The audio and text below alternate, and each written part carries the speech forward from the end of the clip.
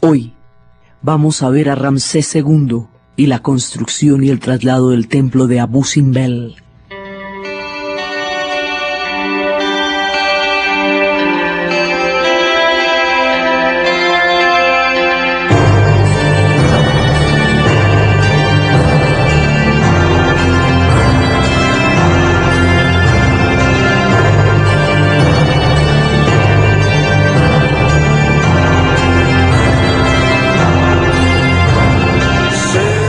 La vez pasada estábamos viendo toda la sucesión de la dinastía 18. La dinastía 18, la que creó el Imperio Nuevo, la que volvió a la gloria de Egipto después de el periodo de oscuridad, estaba conformada por Tutmosis, y es el momento del esplendor, es Amenhotep, es Tutmosis, es Hatshepsut, la mujer faraón, es Tutmosis III, el hijo de Hatshepsut, llamado posteriormente por la historia el Napoleón de Egipto, por sus conquistas en Nubia, en Libia y en Sinaí. Y después vendría Amenhotep, y después Tutmosis, y después la gran herejía de Akenatón, que habíamos visto cómo había desorganizado todo y había creado toda esta cantidad de líos. Todo esto es una misma dinastía, es la dinastía 18 del Imperio Nuevo, la dinastía que lo abre, lo crea, reunifica el Alto y el Bajo Nilo, retorna a la gloria y va a crear el periodo que va a durar 1200 años, 12 siglos de esplendor, que es la última etapa del mundo de los egipcios autónomo e independiente, pero esa última etapa va a durar 1200 años, mejor dicho, casi ningún pueblo ha vivido para contar todo eso. En esa última etapa del Imperio Nuevo es donde vemos que aparecen el Valle de las Reinas y el Valle de los Reyes, tumbas excavadas en la roca, llenas de cámaras y laberintos, para poder despistar a los saqueadores. Ya no se usarán las pirámides, sino los valles empotrados en la gigantesca roca, y será la época de los obeliscos, de las agujas dedicadas a Amón-Ra. Entonces este es el tiempo en el que estamos. Esta dinastía, que es de durísimos, nos atraviesa la herejía de Akenatón, el experimento del monoteísmo que casi desarticula todo el imperio egipcio por poner en cuestionamiento bases fundamentales de toda la cosmovisión de los egipcios. Y luego después viene Tutankamón, cuyo misterio estábamos viendo la vez pasada, y la maldición y los misterios, y cómo se ve actualmente, cómo los estudios bacteriológicos han determinado el tipo de virus y el tipo de contaminación que había en las tumbas recién abiertas. Hoy por hoy hay bases científicas que han explicado bastante más el fenómeno viral que salía de la tumba y que cuenta un poco de la maldición. Ese Tutankamón va a ser el que sucede, va a ser Akenatón no va a tener hombres, solamente mujeres. Así que habíamos visto cómo es un yerno de Akenatón el que restaura el culto. Ese yerno es un pelado que es Tutankamón, y pues se llama Amón porque restaura el culto a Amón. Ese pelado muere joven, y es lo que habíamos visto como su muerte, su tumba oculta bajo otra en el tiempo, nos permitiría tener la mayor información que sabemos sobre cómo el rito hacia la muerte de los faraones en el Valle de los Reyes, que habíamos visto que no es importante dentro de la historia de los egipcios, es importante para la comprensión de la historia de los egipcios, que es distinto, y toda la maldición y toda la cantidad de misterios que se tejen en torno a la maldición del faraón lo ha hecho un bestseller de la cultura egipcia, y eso también sucede dentro de esta misma dinastía. Finalmente, después de que muere este pelado, van a nombrar a un man que es un general, que no es un faraón, pero lo van a nombrar faraón, y él es el que termina la dinastía. Se va a llamar Orenheb, y es el restaurador, y es un tipo importantísimo porque cierra con broche de oro una dinastía y logra restaurar el culto a Amón. Ya lo había hecho Tutankamón, pero no había tenido suficiente tiempo para darle el peso de la restauración que sí le va a dar Orenheb. Entonces Orenheb lo va a hacer a lo bien, va a restaurar el culto y va a volver por sus fueros y va a volver a organizar todo para que quede divinamente y no haya problema. Mejor dicho, ese va a reparar los platos que rompió Akenatón, y va a volver a dejar las cosas en su sitio y en su lugar y el cosmos tal y como estaba, sin ningún problema, porque fue muy grande la crisis y lo único que lo salvó de una proporción irreparable de la crisis que generó la herejía de Akenatón fue que nadie se dio cuenta y no los invadieron. Donde los hubieran invadido en ese momento hubiera sido muy peligroso porque estaban dando una papaya única, que era una división cósmica al interior de un imperio totalmente consagrado a los dioses y a la inmortalidad. Entonces, con Horemheb termina la dinastía 18, que es una dinastía esplendorosa y que es la que abre en 70 milímetros la puerta del Imperio Nuevo. Después viene la dinastía 19 y después del general Horemheb vienen Ramsés I, Seti I y luego viene Ramsés II. Y Ramsés II es el propio. Los demás son importantes, pero este tipo sabe darse el tono para crear toda la sensación de poderío de los egipcios. Este Ramsés viene, muchos de los nombres de los faraones tienen incluido el dios al cual ellos rinden tributo. Entonces, por ejemplo, Tutankamón es porque es el que rinde culto a Amón. Akenatón era el que es agradable a Atón, que era el dios del disco solar que había intentado instaurar. Ramsés es el que ha sido moldeado por Ra, es el hijo de Ra. Entonces por eso se llama así Ramsés. Entonces viene Ramsés I, Seti I, y ellos siguen en lo suyo. O sea, va bien, van continuando con las hazañas y todo eso. Ramsés II va a gobernar. Después de Ramsés I y de Seti I viene Ramsés II. Él va a gobernar 67 años, el reinado más largo. Va a gobernar desde Tebas, hoy Luxor, que se convirtió en esa época en la ciudad, pero es que era la ciudad, Tebas. Y entonces va a gobernar. Este tipo sabía para qué era el poder y el culto a la personalidad. Y se va a llenar, se va a embestir de un poder tan tenaz y se la va a creer tan en serio que va a hacer que todos los egipcios se la crean. El hombre maneja el mito, el imaginario, la dureza del poder y lo maneja desde la monumentalidad. El hombre sabe que esa monumentalidad es lo que mayor imponencia y respeto le inspira a los egipcios y a los habitantes del futuro por siempre jamás, del poderío y de la grandeza del imperio.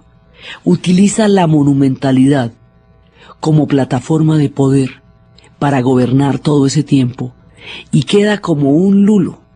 No, el tipo no tenía la grandeza militar de Tutmosis III, el que en el futuro se llamaría el Napoleón de Egipto por las conquistas en Nubia y en Libia que habíamos visto. Él no tenía la grandeza de Tutmosis III, el hijo de Hatshepsut. No tenía tampoco la capacidad pues de unificación, o sea, no, él no tenía la gloria de Tutmosis I que reunifica todo, ni el genio militar de Tutmosis III, no tenía las cualidades, operativas que otros sí tuvieron, o militares. Lo que tenía era la escama, la pompa. El hombre era escamosísimo y era capaz de crear unos templos, y es en esa recreación de la monumentalidad y la grandeza, de la monumentalidad y la grandeza, es en esa recreación que está el poderío de Ramsés II. El tipo sabía para qué se usaban los elementos. Entonces, hay una estatua de Ramsés II en todas partes del imperio, pero en los lugares más remotos donde usted no se imagine, hay una estatua de Ramsés II. Y la más grande, que está caída, tiene más de 24 metros de largo. Y es una cosa del otro mundo. Las ruinas están actualmente, la estatua caída está actualmente en las ruinas de lo que una vez fue la poderosísima Memphis. Entonces el hombre se va a hacer con todo esto y va a ser, como un símbolo del poder la grandeza o la soberbia, como usted quiera. Porque también hay un poema que habla de cómo él intentó hacer todo esto para la inmortalidad y finalmente el poema que inspiró a Shelley acerca de lo efímero y de la inmortalidad dice que después de todo lo grande que fue este rey, encontró su estatua caída y despedazadita y ahí como derruida por el tiempo, como todas las demás cosas, o sea, queriendo decir que el hombre no había podido vencer el paso del tiempo. Pero la monumentalidad de su obra sí lo logró, y cuando uno allá siente el poderío de Ramsés, luego es una manera de verlo, desde el escepticismo. Pero el tipo hizo todo su esplendor, y le va a dar un esplendor al imperio muy grande, y va a ser un político, y va a saber sacar partido de todo. Hay una batalla, la batalla de Kadesh. Esa batalla de Kadesh la va a librar contra los hititas. Cuando los pueblos están viniendo, cuando los asiáticos están llegando, los hititas vienen con otra coalición de pueblos. Pero resulta que esa batalla finalmente van a ser unas tablas. O sea, en esa batalla no va a ganar nadie, pero cada uno se va a atribuir el triunfo de la batalla. O sea, el resultado político de la batalla va a ser manejado por ambos con una habilidad extraordinaria.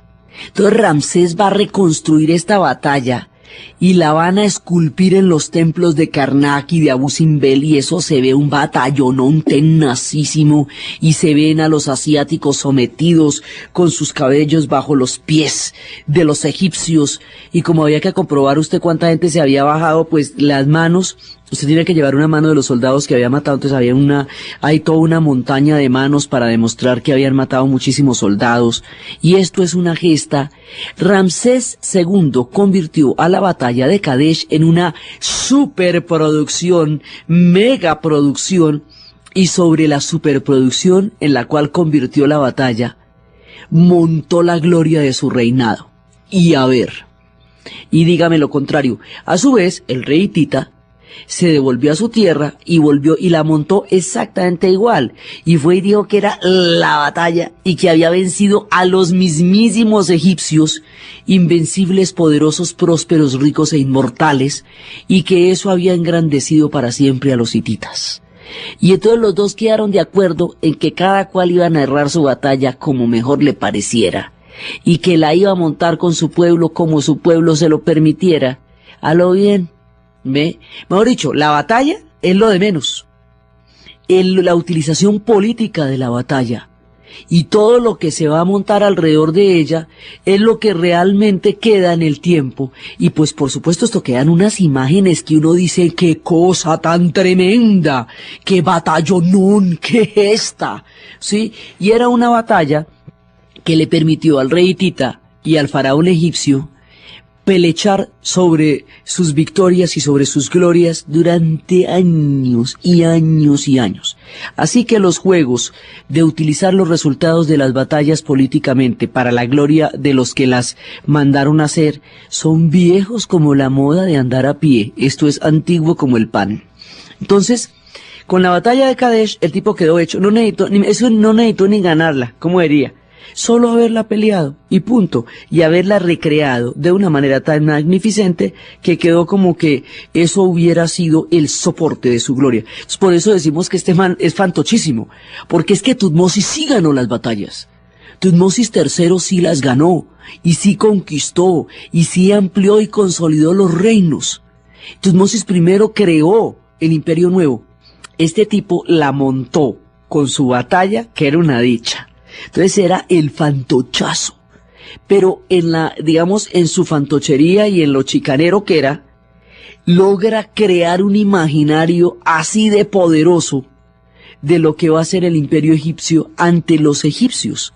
Y eso es muy importante porque esos imaginarios son los que le dan la fuerza a un pueblo para creer en sí mismo y para renovar los votos de su compromiso con la inmortalidad y con el inframundo. Entonces es muy importante de una manera distinta a como otros lo fueron. Es muy importante pues sabe manejar el imaginario del pueblo donde está. Entonces el tipo va a poner estatuas de él en todas partes. y esas estatuas se ven hasta los confines del imperio. Y dentro de su presencia, dentro de su culto a la personalidad, ya quisiera Stalin, con todas sus estatuas, haber tenido el ego de Ramsés. Eso sí era ego.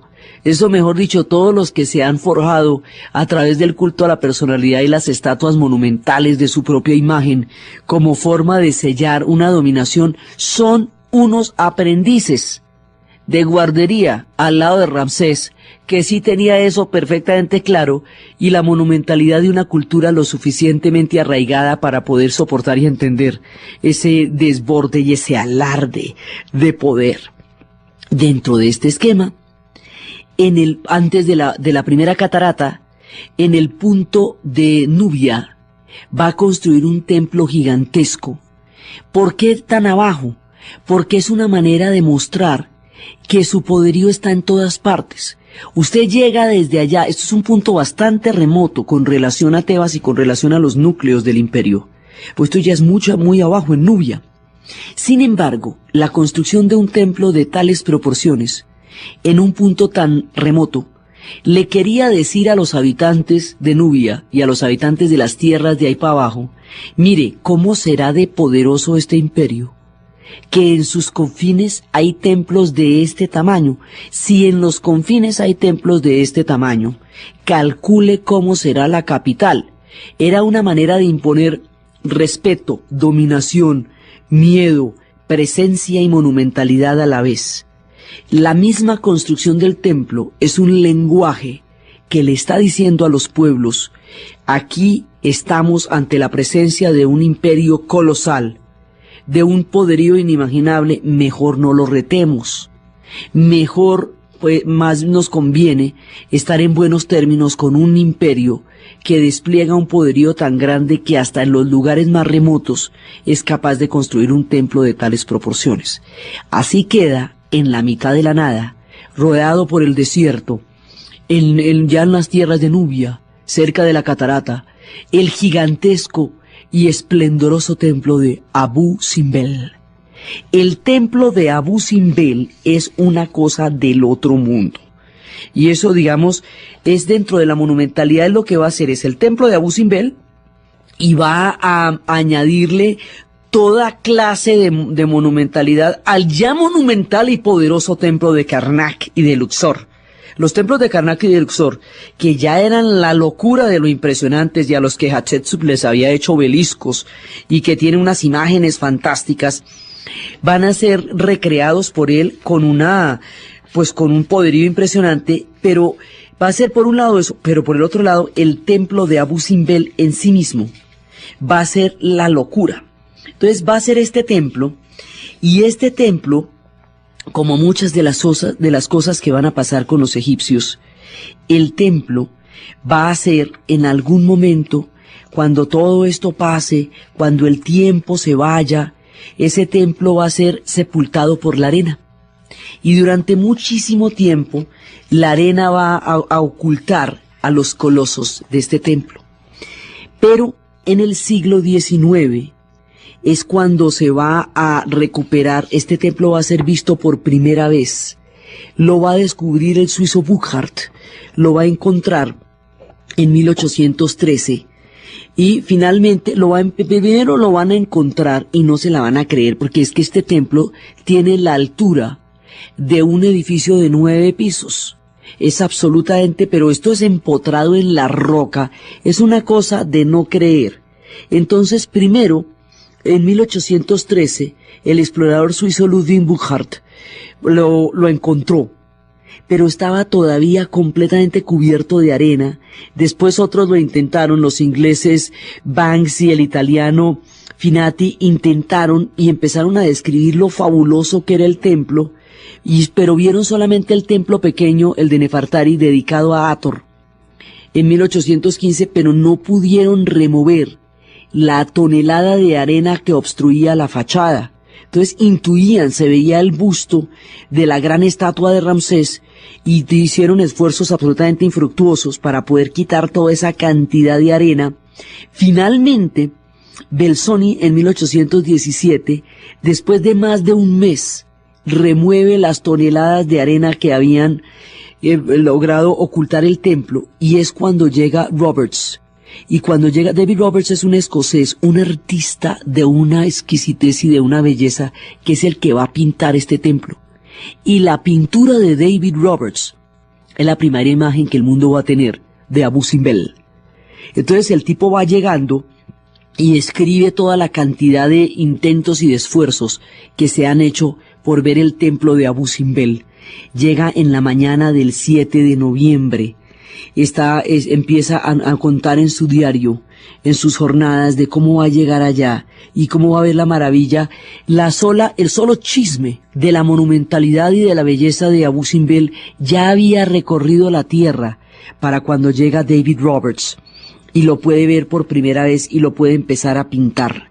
Entonces el tipo llega y cuenta su travesía y cómo se van acercando los botes a Kososho y empiezan a ver la belleza de esos lugares y se prepara para ver y se van acercando y de pronto Abu Simbel aparece en el horizonte cuando va cayendo la noche y solamente la creciente oscuridad hace demorar un poco el momento tan esperado, y después de pocas horas de dormir, finalmente se le aparece ante los ojos las dos estatuas gigantescas de Ramsés excavadas en la roca, y era la madrugada del viernes, y el noviembre 9 de 1838, Abu Simbel por primera vez es visto en toda su magnitud, y es pintado por un gran artista que es David Roberts. Estas son de las pinturas más famosas que hay, las pinturas de David Roberts.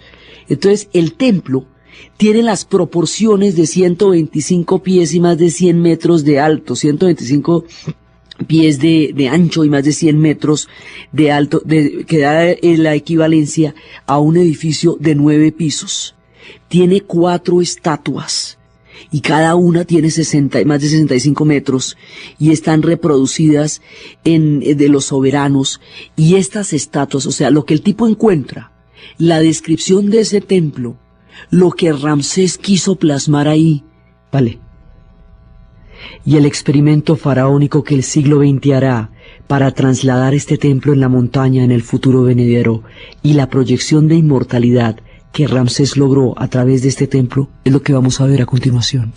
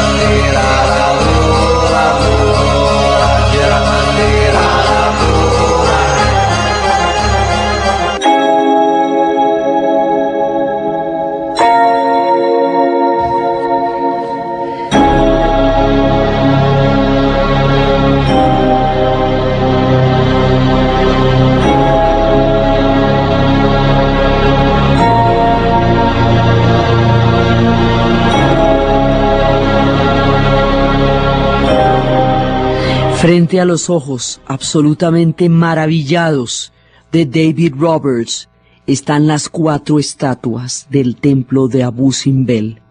Se levantan con más de 65 pies de altura y está la reproducción de la figura del soberano, del gran Ramsés, adornado con las coronas del Alto y Bajo Nilo, con la cobra que simboliza el atributo de Osiris.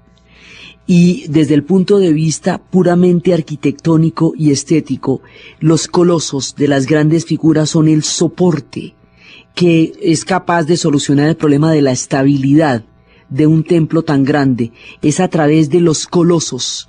Estos colosos, los 4 colosos, son los soportes, los pilares, para poder darle el apoyo a la enorme cantidad de masa que se va a esculpir sobre la roca y que está distribuida de una manera equitativa, hecha por una multitud de esclavos bajo las órdenes del escultor Paid, cuyo nombre está en las inscripciones, y que van a completar todo el templo.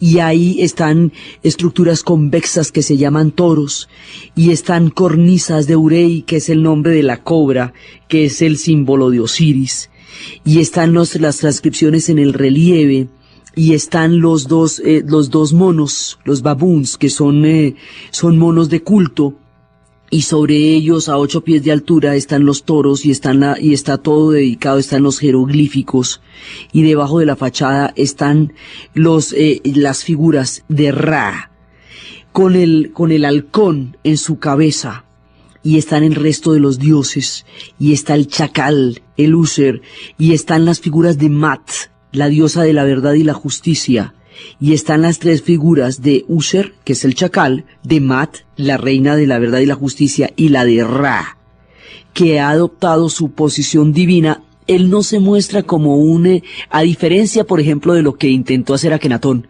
que era mostrarse como un mensajero, o un portador, o un representante de los dioses, de Atón, o a diferencia de los faraones que eran dioses eslabones, entre los dioses y los mortales. Este tipo se muestra como un dios, directamente, o sea, no es un eslabón, sino es un dios, y se sienta con los dioses común y corriente, y está en el mismo tamaño de los dioses User, Mat y Ra, y debajo de las piernas de cada uno de esos colosos están las pequeñas estatuas de los miembros de la familia real, y están las pinturas de los asiáticos y de los africanos, prisioneros sometidos bajo sus pies en el fondo de la silla, mostrando cómo el Señor del Alto y Bajo Nilo sometió a los africanos y a los asiáticos a través de la batalla de Kadesh, sellando la grandeza del imperio.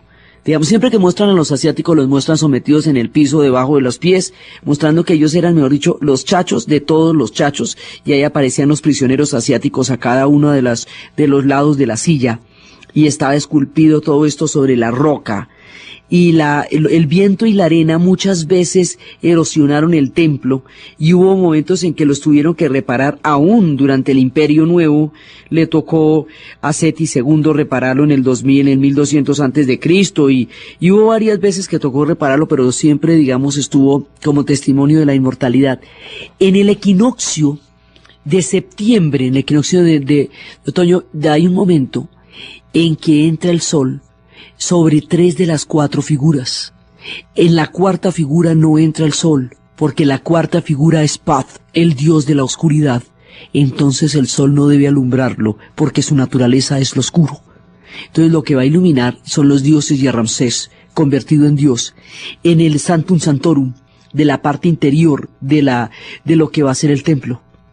Entonces el templo, al interior, tiene un bosque de columnas, y esas columnas se distribuyen en todas las direcciones, completamente esculpidas con los jeroglíficos. Y en las paredes está la batalla de Kadesh, en el gran templo, y está la sala hipostilia, y al lado del gran templo de Ramsés, está el templo de Nefertari. Nefertari era su esposa favorita, su amor, su adorada, y por el amor maravilloso que le va a tener a Nefertari, la tiene junto a él, en el templo de ella, que está al lado del templo grande de Ramsés. Mucho, para que Ramsés le dé cámara a alguien distinto a él, tenía que ser la más mamita de todas las divinas, para que le ponga un templo al lado de su gran templo, porque el hombre lo que tenía era un ego de más de 100 metros. Entonces, al lado de él está el templo de Nefertari, y el templo de Nefertari, lo mismo que el templo de Hatshepsut, tiene todos esos misterios y delicadezas de lo femenino. Entonces ahí no está la batalla de Kadesh, ni la gesta ni las epopeyas. Están las espigas y la fertilidad. Está dedicado a la diosa Hathor, como estaba el de Hatshepsut, porque es la diosa Hathor, es la pródiga, es la generosa, es la dadora, es la madre. Están también las figuras de la diosa Bast, la diosa gata, que ayuda a las mujeres a reproducirse, ayuda a las mujeres en el parto y en la fertilidad. Es un templo de la fertilidad, de la vida cotidiana, de las espigas, de lo femenino. Es un templo de, digamos, los poderes femeninos, su naturaleza misteriosa y oculta, delicada, cotidiana y poética, hace que la energía de estos templos sea completamente diferente. Digamos, desde el punto de vista del yin y el yang, esto queda clarísimo, porque el templo de Ramsés en la parte interior es monumental, épico y está poblado de epopeyas. El templo de Nefertari es más pequeño, más íntimo, más sutil, más misterioso. Fuerzas no claras y no manifiestas se mueven en energías sutiles pero poderosas que circulan alrededor de la generosidad de la diosa Hathor y de la presencia y de la fuerza de la diosa Bast. Entonces termina diferente porque todas las terminaciones son con la cabeza de Hathor, con la cabeza de vaca, y el poder de lo femenino en todo su misterio y en toda su sutileza se demuestra en este templo, que no es ni tan grande ni tan poderoso, pero que está lleno de fuerzas, misterios, energías, sutilezas, ternuras, armonías y coloridos, que solo se encuentran en esos universos femeninos que representaba la hermosa Nefertari al lado de su señor Ramsés. Entonces ahí se ven esas fuerzas y están permanentemente en Egipto. Las fuerzas de lo femenino son mucho menos monumentales, son más sutiles, pero son profundas y de gran misterio. Entonces ahí está ese templo. Entonces el templo es, mejor dicho, la locura. Y después, cuando lo descubren en el siglo XIX, pues no, es que mucho se les cae la mandíbula, porque eso es como para que le caiga a usted la mandíbula de ver el templo de Abu Simbel, y de ver los colosos, y de ver los equinoccios, y de ver el sol, y de ver el templo de Nefertari, y de ver el templo de Ramsés II.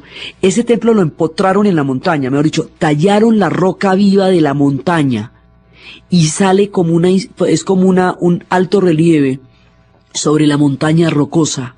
Entonces utiliza la montaña para respaldar la monumentalidad de los colosos y para exaltar su poderío sobre los asiáticos y la importancia de la familia real bajo las piernas de los colosos y cómo están todos a la misma altura los dioses y Ramsés II. De eso se trata el templo de Abu Simbel. Más adelante, en el lejano futuro, cuando se construya en el siglo XX en la era de Nasser, una de las obras faraónicas que los egipcios siguen haciendo de vez en cuando en el siglo XX, la represa de Asuán.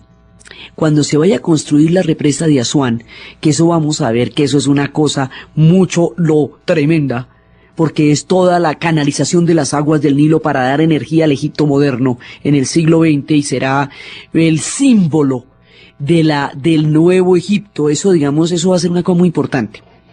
Cuando Nasser va a ser la represa de Asuán, la represa va a inundar el templo de Abu Simbel, y esta maravilla, desenterrada de la arena, pintada con toda belleza y exuberancia por David Roberts, señalada por tantos, admirada por tantos, sacada de lo profundo de las arenas del desierto, quedaría hundida para siempre bajo las aguas de la represa. Entonces eso no se puede hacer, porque es un crimen. Entonces los egipcios le piden ayuda al mundo para salvar a los templos de Nubia.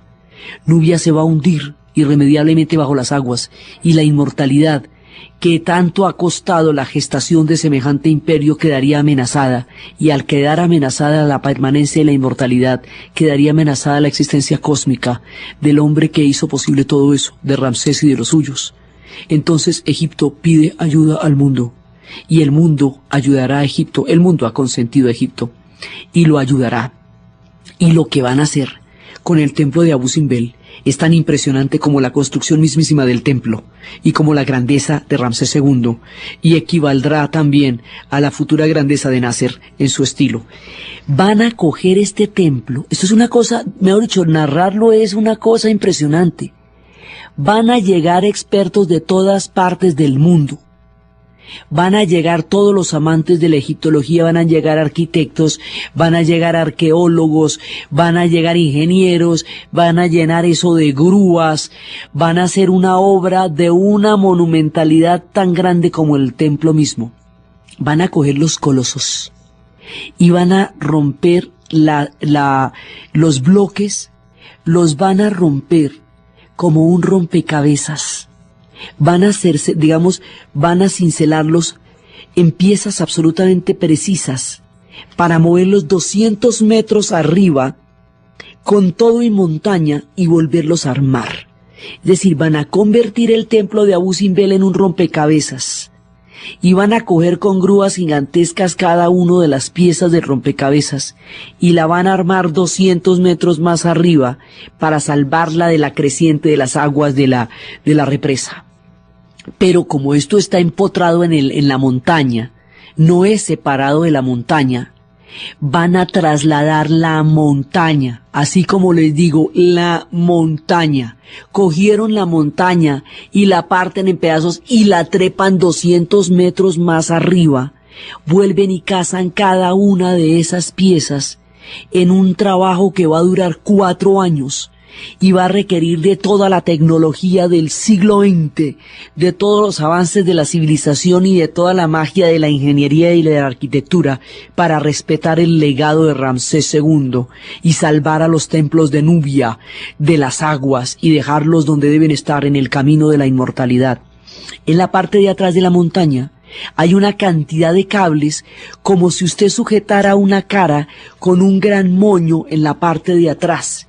Entonces hay una cantidad de cables que sujetan la montaña y que hoy por hoy están ocultos bajo una especie de burbuja, porque en otra época, no hace mucho, era tal el atractivo de los cables que sujetan la montaña que atraía más a la gente que el mismísimo templo de Ramsés II, que el mismísimo templo de Abu Simbel, y entonces de eso no se trata, ¿no ve que todo esto es para rendir homenaje a Ramsés y a Abu Simbel?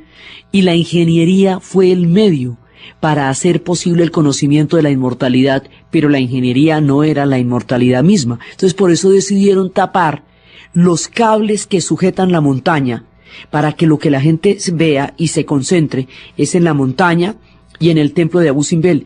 Ahora, en el momento en que se va caminando en la bajada, el avión va solamente a Abu Simbel, no más, ahí no hay nada más, solamente ese templo. Pero si tocara caminar para verlo desde todo el desierto, bien valdría la pena por la magnificencia, porque cuando se descubre ese templo ante los ojos, hiere la vista ante su magnificencia, porque nada así es imaginable, no importa cuántas veces se haya visto ni de qué manera, esto sobrepasa la mirada de lo posible. Entonces está sobre la montaña. Entonces la idea es que la gente contemple la inmortalidad y la grandeza de Ramsés a través del templo de Abu Simbel. Por eso cubrieron los cables que sujetan la montaña en la parte de atrás, porque lo que hacen es montarlo todo, o sea, desmontarlo y montarlo arriba.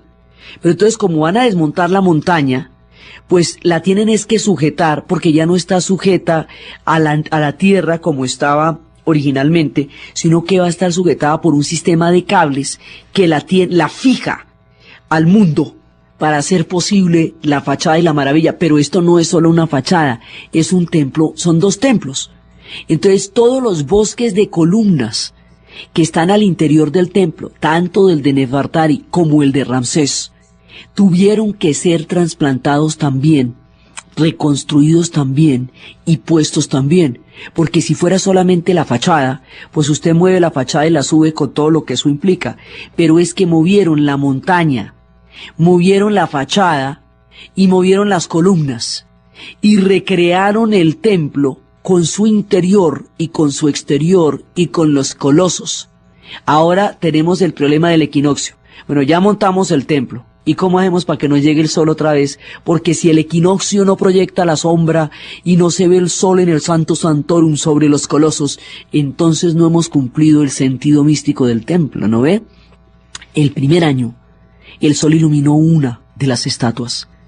El segundo año, el sol iluminó otra de las estatuas. Y al tercer año, el sol iluminó la tercera.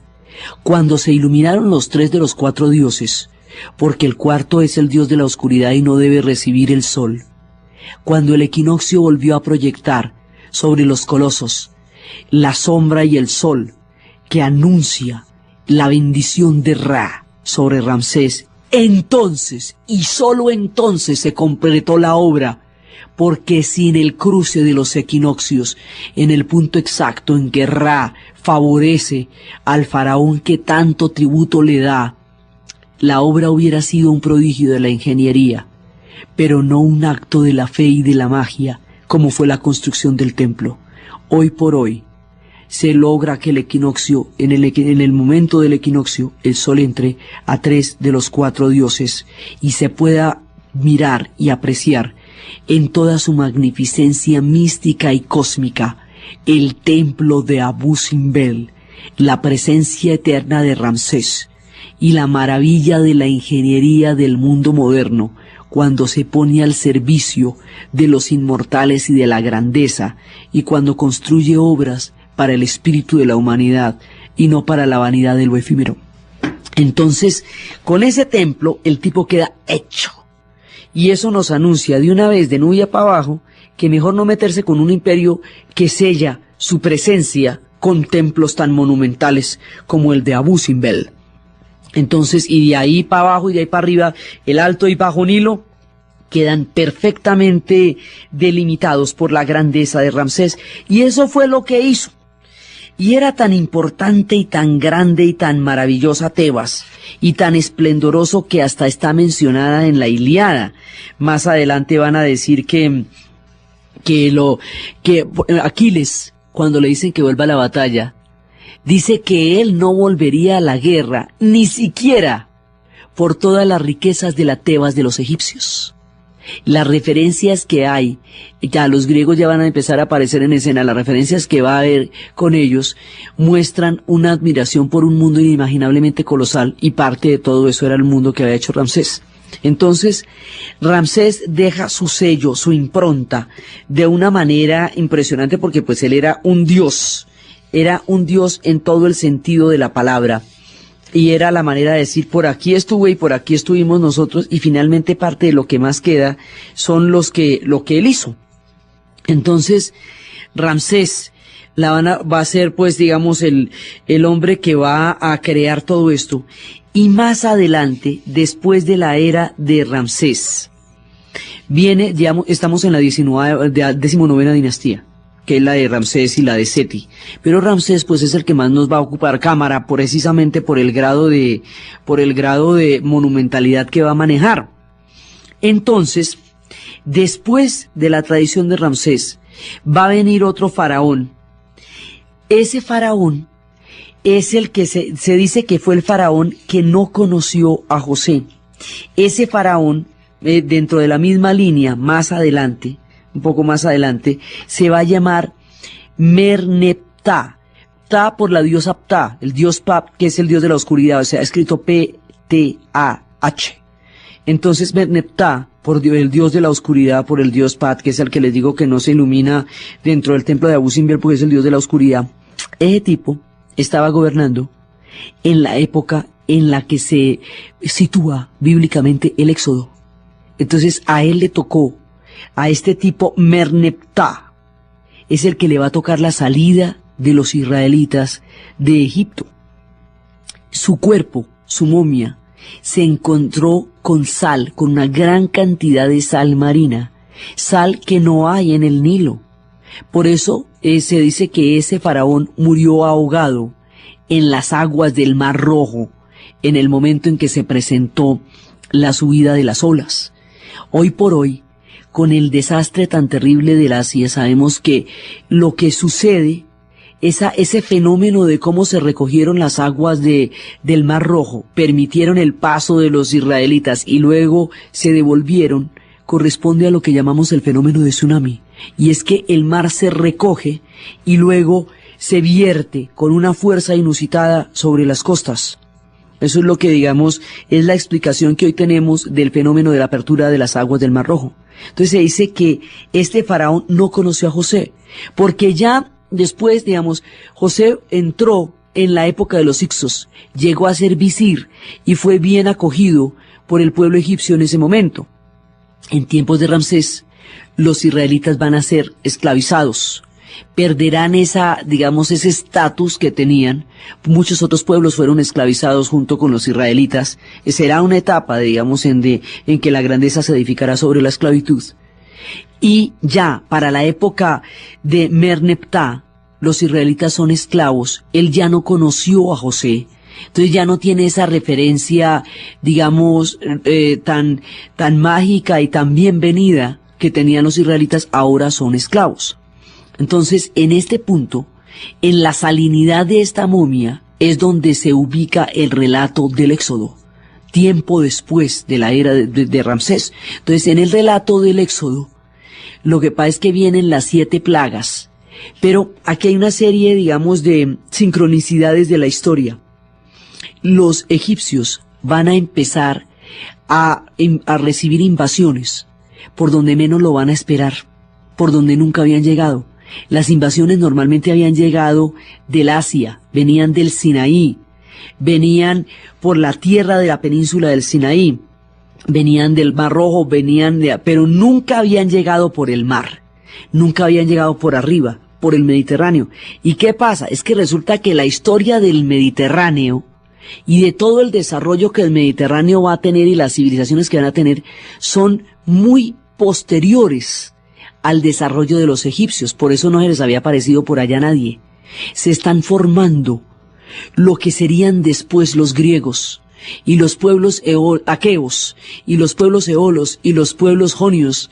Están asolando los Balcanes para llegar a formar lo que después sería una gran civilización, y van a crear oleadas de invasiones sobre los egipcios, y esas oleadas de invasiones van a producir fuertes crisis y cataclismos, y se cree que esas oleadas fueron lo que identifican con las 7 plagas, cuando los pueblos esclavos se van a unir contra los egipcios en el momento en que empiezan a entrar invasiones. Ellos van a tener invasiones como los romanos las tuvieron después de los bárbaros, solo que la historia es tan paradójica que en ese momento los bárbaros eran los griegos. Tiempo después, cuando los griegos se vuelvan los duros del paseo, todo el que no hable griego se ve al bárbaro. Así son las cosas en la historia, van y vienen y dan la vuelta. En este tiempo se están formando los futuros imperios y la siguiente oleada de grandes civilizaciones. Aquí se ubica la guerra de Troya. Los fenicios están alcanzando su grandeza e inventan el alfabeto que hoy usamos. Nabucodonosor I reina en Babilonia. El pueblo dorio invade a Grecia y llega a su fin la civilización creto-minoica. Es un tiempo de grandes movimientos de pueblos, y las invasiones van a debilitar a los egipcios. Aquí, hasta este punto, los egipcios crecen y crecen y crecen como imperio. De aquí para adelante ya no van a crecer más. Hasta Ramsés II crecen y están desarrollándose. De aquí para adelante, después de Ramsés y con sus sucesores, lo importante es aguantar. Tienen que aguantar, ya no van a seguir expandiéndose como civilización, sino tienen que conservar lo que han logrado.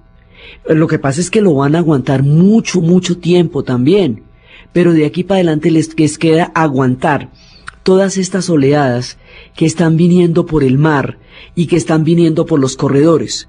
Entonces es un punto en que los egipcios se enfrentan a nuevas realidades que no habían tenido que confrontar con la anterioridad, porque nunca los habían atacado por el mar. El mar se había constituido en una barrera natural como el desierto que los aislaba, y la razón por la cual nunca habían tenido eso era porque sencillamente las civilizaciones del mar aún no estaban en la historia. Como los egipcios son tan antiguos, cuando se empiezan a formar la siguiente oleada de las grandes civilizaciones, pues ellos ya han ido y han vuelto de todo, como vemos acá, ya están empezando el declive. Lo que pasa es que el declive de ellos va a durar muchísimo tiempo y va a ser más bien muy, muy gradual. Pero aquí ya empieza la caída, o sea, con Ramsés llegan a la poderosidad, a la tenacidad máxima. Y después de la tenacidad máxima ya empieza el declive lento, los pueblos empiezan a sacudirlos, los hititas, que eran el otro imperio rival, también van a ser absorbidos por el mar.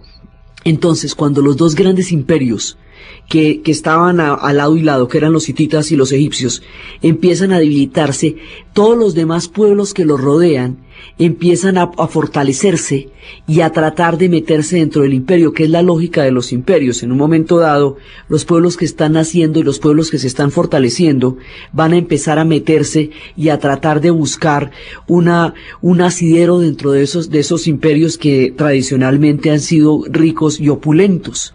Ahí se dan todas las invasiones y eso es lo que a los imperios los va a llevar en un momento dado al declive. En este punto es cuando los israelitas empiezan a encontrar una oportunidad para salir de allá, porque los pueblos esclavos van a poder regresar a sus tierras de origen, aprovechando el desorden, como dicen.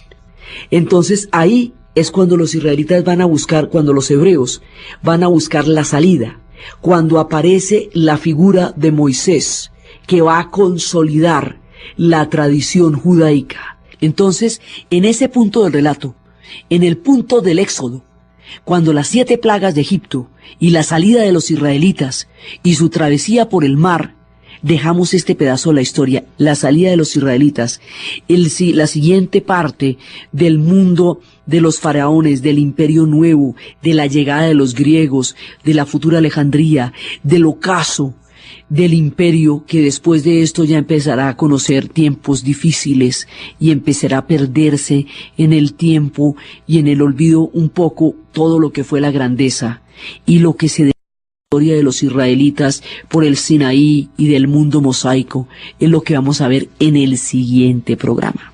Entonces, desde la grandeza y la monumentalidad de Abu Simbel, desde la conciencia del poderío y de la grandeza de Ramsés II, desde los prodigios de la ingeniería del siglo XX y la magia de los templos aún maravillosos por encima de las aguas de Asuán en los templos de Nubia, en el relato Diana Uribe, en la producción Jessy Rodríguez, y para ustedes, feliz domingo.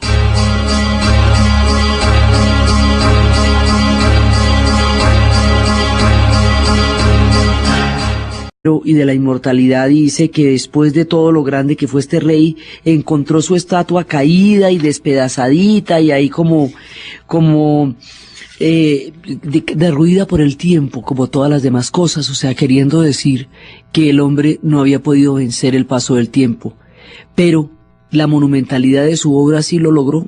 Y cuando uno allá siente el poderío de Ramsés, luego es una manera de verlo desde el escepticismo. Pero el tipo hizo todo su esplendor y le va a dar un esplendor al imperio muy grande. Y va a ser un político y va a saber sacar partido de todo. Hay una batalla, la batalla de Kadesh. Esa batalla de Kadesh la va a librar contra los hititas. Cuando los pueblos están viniendo, cuando los asiáticos están llegando, los hititas vienen con otra coalición de pueblos.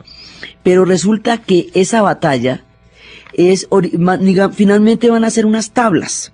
O sea, en esa batalla no va a ganar nadie, pero cada uno se va a atribuir el triunfo de la batalla. O sea, el resultado político de la batalla va a ser manejado por ambos con una habilidad extraordinaria. Entonces Ramsés va a reconstruir esta batalla y la van a esculpir en los templos de Karnak y de Abu Simbel, y eso se ve un batallonón tenacísimo, y se ven a los asiáticos sometidos con sus cabellos bajo los pies de los egipcios, y como había que comprobar usted cuánta gente se había bajado, pues las manos, usted tiene que llevar una mano de los soldados que había matado, entonces hay toda una montaña de manos para demostrar que habían matado muchísimos soldados, y esto es una gesta. Ramsés II convirtió a la batalla de Kadesh en una superproducción, megaproducción, y sobre la superproducción en la cual convirtió la batalla, montó la gloria de su reinado.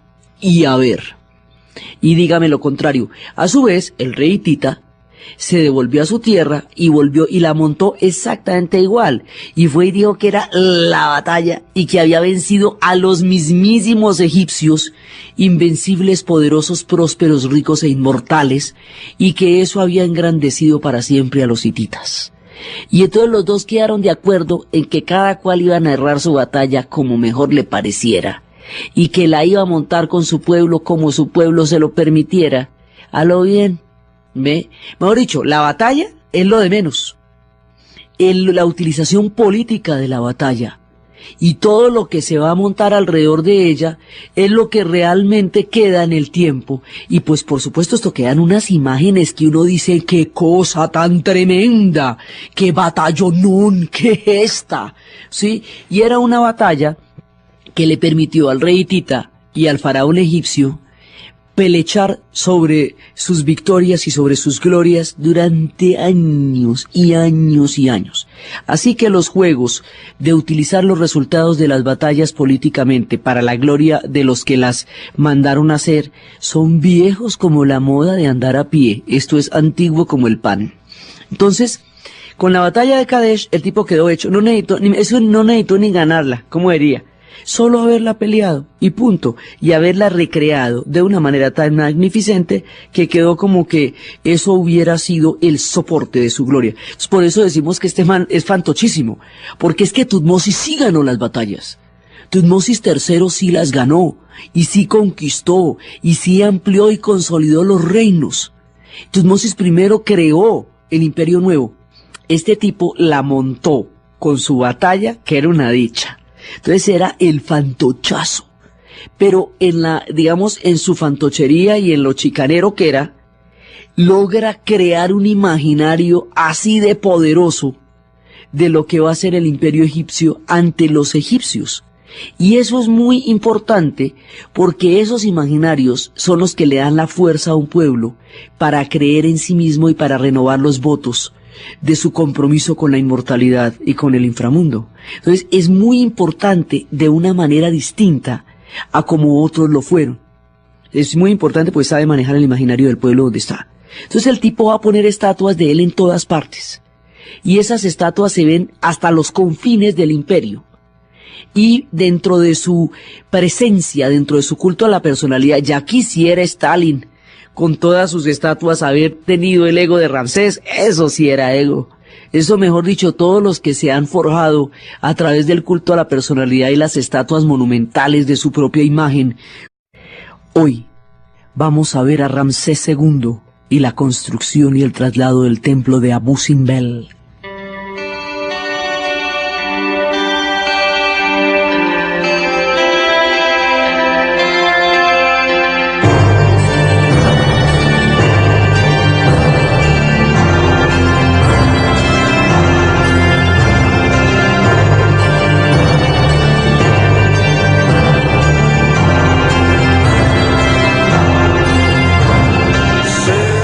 La vez pasada estábamos viendo toda la sucesión de la dinastía 18. La dinastía 18, la que creó el Imperio Nuevo, la que volvió a la gloria de Egipto después de el periodo de oscuridad, estaba conformada por Tutmosis, y es el momento del esplendor, es Amenhotep, es Tutmosis, es Hatshepsut, la mujer faraón, es Tutmosis III, el hijo de Hatshepsut, llamado posteriormente por la historia el Napoleón de Egipto, por sus conquistas en Nubia, en Libia y en Sinaí.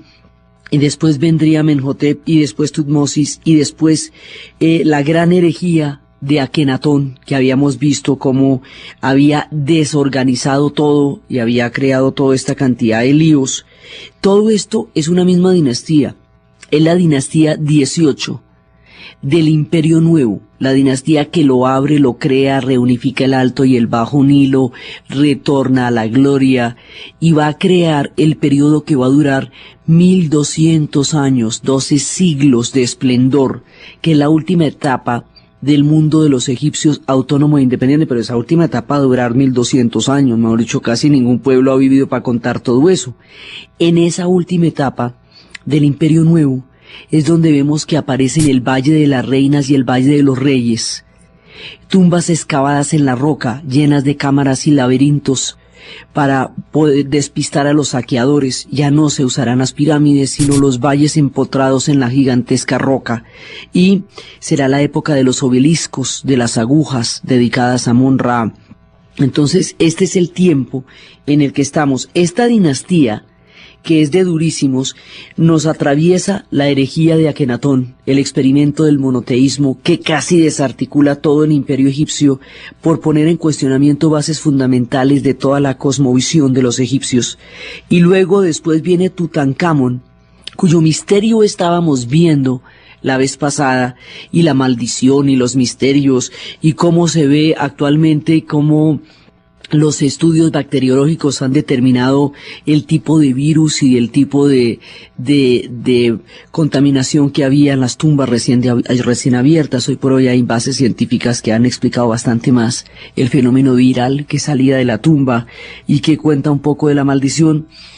Ese Tutankamón va a ser el que sucede, va a ser Akenatón no va a tener hombres, solamente mujeres. Así que habíamos visto cómo es un yerno de Akenatón el que restaura el culto. Ese yerno es un pelado que es Tutankamón, y pues se llama Amón porque restaura el culto a Amón. Ese pelado muere joven, y eso es lo que habíamos visto, como su muerte, su tumba, oculta bajo otra en el tiempo, nos permitiría tener la mayor información que sabemos sobre cómo el rito hacia la muerte de los faraones en el Valle de los Reyes, que habíamos visto que no es importante dentro de la historia de los egipcios, es importante para la comprensión de la historia de los egipcios, que es distinto, y toda la maldición y toda la cantidad de misterios que se tejen en torno a la maldición del faraón lo ha hecho un bestseller de la cultura egipcia, y eso también sucede dentro de esta misma dinastía. Finalmente, después de que muere este pelado, van a nombrar a un man que es un general, que no es un faraón, pero lo van a nombrar faraón, y él es el que termina la dinastía. Se va a llamar Orenheb, y es el restaurador, y es un tipo importantísimo porque cierra con broche de oro una dinastía y logra restaurar el culto a Amón. Ya lo había hecho Tutankamón, pero no había tenido suficiente tiempo para darle el peso de la restauración que sí le va a dar Orenheb. Entonces Orenheb lo va a hacer a lo bien, va a restaurar el culto y va a volver por sus fueros y va a volver a organizar todo para que quede divinamente y no haya problema. Mejor dicho, ese va a reparar los platos que rompió Akenatón y va a volver a dejar las cosas en su sitio y en su lugar, y el cosmos tal y como estaba, sin ningún problema, porque llega en la mañana del 7 de noviembre. Empieza a contar en su diario, en sus jornadas, de cómo va a llegar allá y cómo va a ver la maravilla, el solo chisme de la monumentalidad y de la belleza de Abu Simbel ya había recorrido la tierra para cuando llega David Roberts y lo puede ver por primera vez y lo puede empezar a pintar. Entonces el tipo llega y cuenta su travesía y cómo se van acercando los botes a Kososho y empiezan a ver la belleza de esos lugares y se prepara para ver y se van acercando, y de pronto Abu Simbel aparece en el horizonte cuando va cayendo la noche y solamente la creciente oscuridad hace demorar un poco el momento tan esperado, y después de pocas horas de dormir, finalmente se le aparece ante los ojos las dos estatuas gigantescas de Ramsés excavadas en la roca, y era la madrugada del viernes, y el noviembre 9 de 1838, Abu Simbel por primera vez es visto en toda su magnitud, y es pintado por un gran artista que es David Roberts. Estas son de las pinturas más famosas que hay, las pinturas de David Roberts.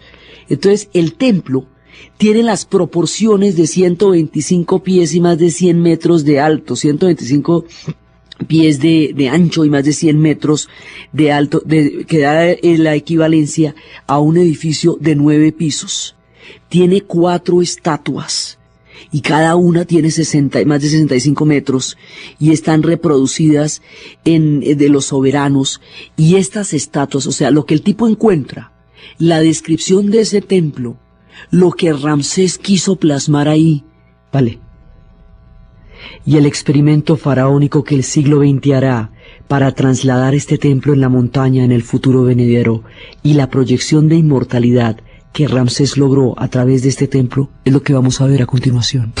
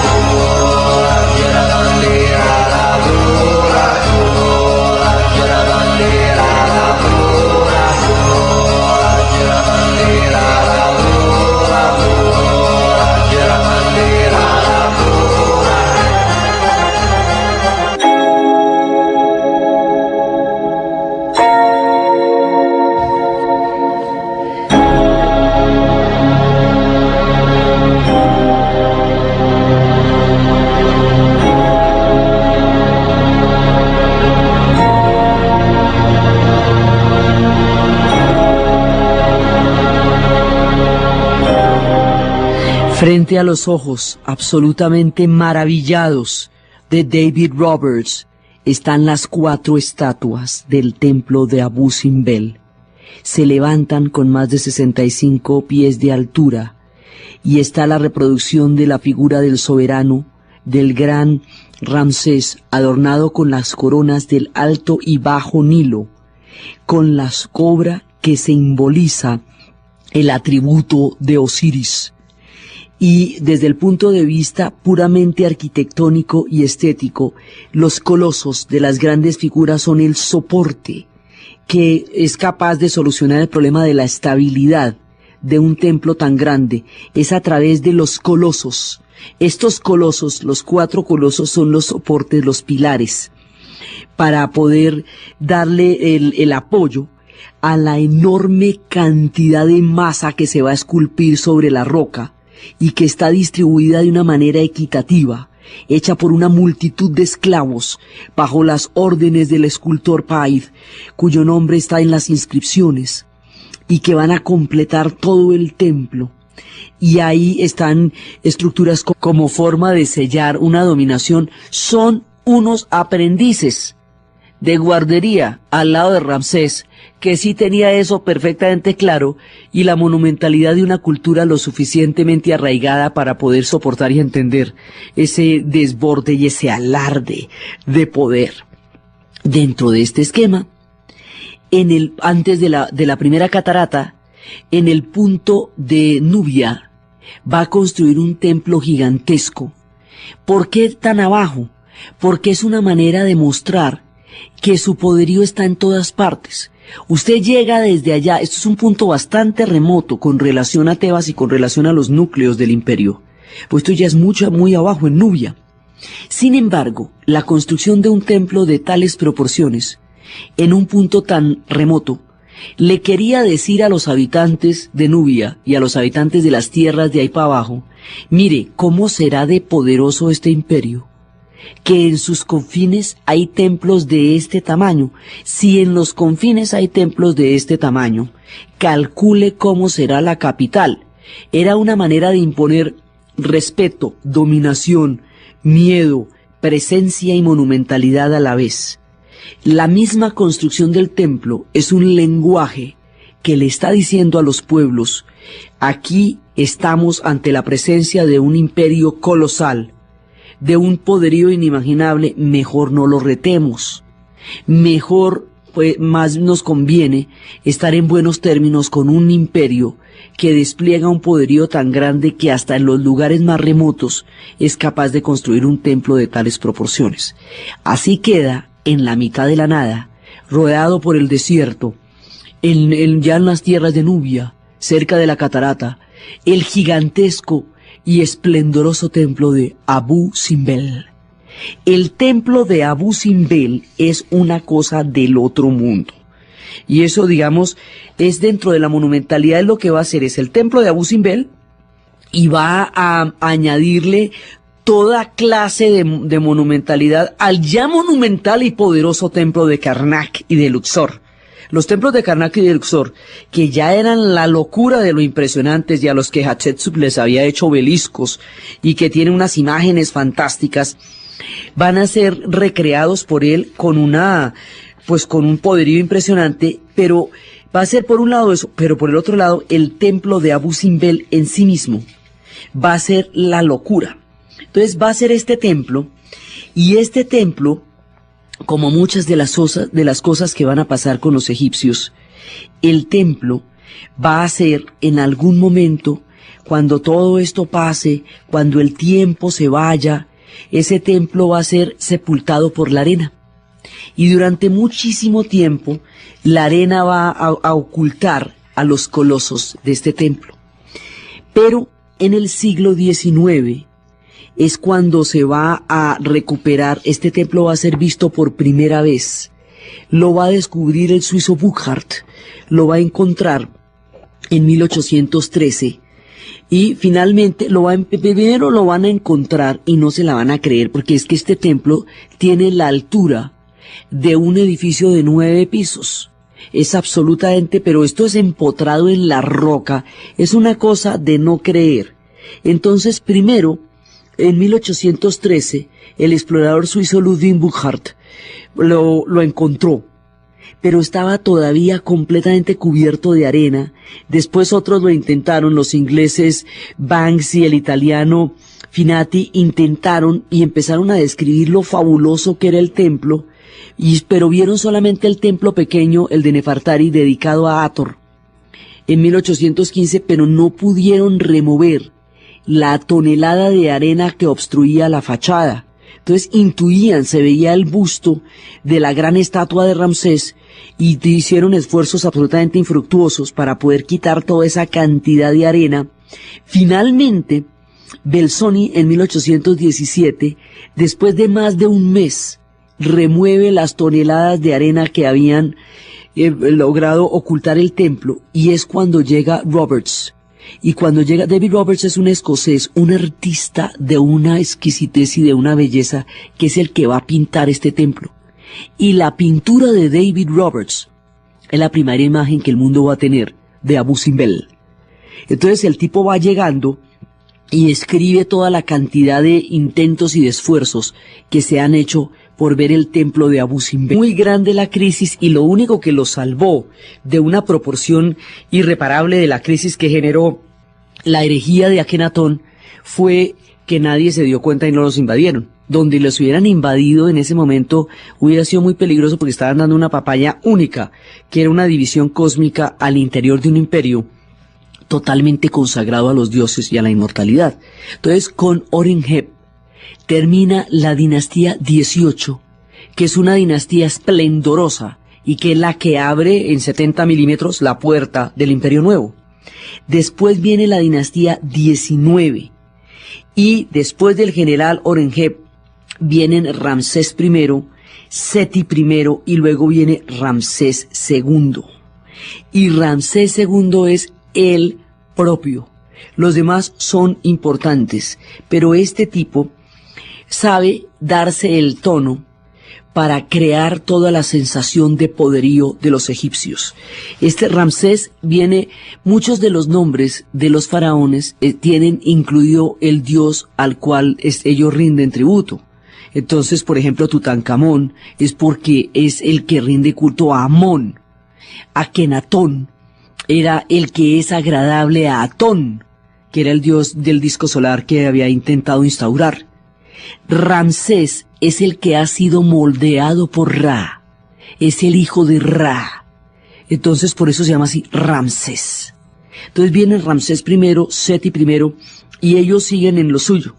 O sea, va bien, van continuando con las hazañas y todo eso.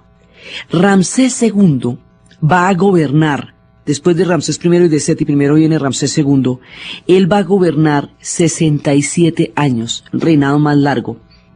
Va a gobernar desde Tebas, hoy Luxor, que se convirtió en esa época en la ciudad, pero es que era la ciudad, Tebas.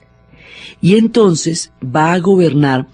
Este tipo sabía para qué era el poder y el culto a la personalidad. Y se va a llenar, se va a embestir de un poder tan tenaz y se la va a creer tan en serio que va a hacer que todos los egipcios se la crean.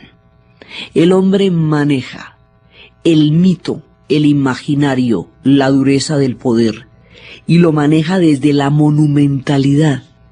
El hombre sabe que esa monumentalidad es lo que mayor imponencia y respeto le inspira a los egipcios y a los habitantes del futuro por siempre jamás, del poderío y de la grandeza del imperio.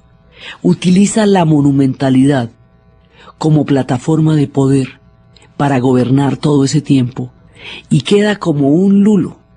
No, el tipo no tenía la grandeza militar de Tutmosis III, el que en el futuro se llamaría el Napoleón de Egipto por las conquistas en Nubia y en Libia que habíamos visto. Él no tenía la grandeza de Tutmosis III, el hijo de Hatshepsut. No tenía tampoco la capacidad, pues, de unificación. O sea, no, él no tenía la gloria de Tutmosis I, que reunifica todo, ni el genio militar de Tutmosis III, No tenía las cualidades, digamos, operativas que otros sí tuvieron, o militares. Lo que tenía era la escama, la pompa. El hombre era escamosísimo y era capaz de crear unos templos, y es en esa recreación de la monumentalidad y la grandeza, de la monumentalidad y la grandeza, es en esa recreación que está el poderío de Ramsés II. El tipo sabía para qué se usaban los elementos. Entonces, hay una estatua de Ramsés II en todas partes del imperio, pero en los lugares más remotos, donde usted no se imagine, hay una estatua de Ramsés II. Y la más grande, que está caída, tiene más de 24 metros de largo. Y es una cosa del otro mundo. Las ruinas están actualmente, la estatua caída está actualmente en las ruinas de lo que una vez fue la poderosísima Memphis. Entonces el hombre se va a hacer con todo esto, y va a ser, digamos, como un símbolo del poder, la grandeza o la soberbia, como usted quiera.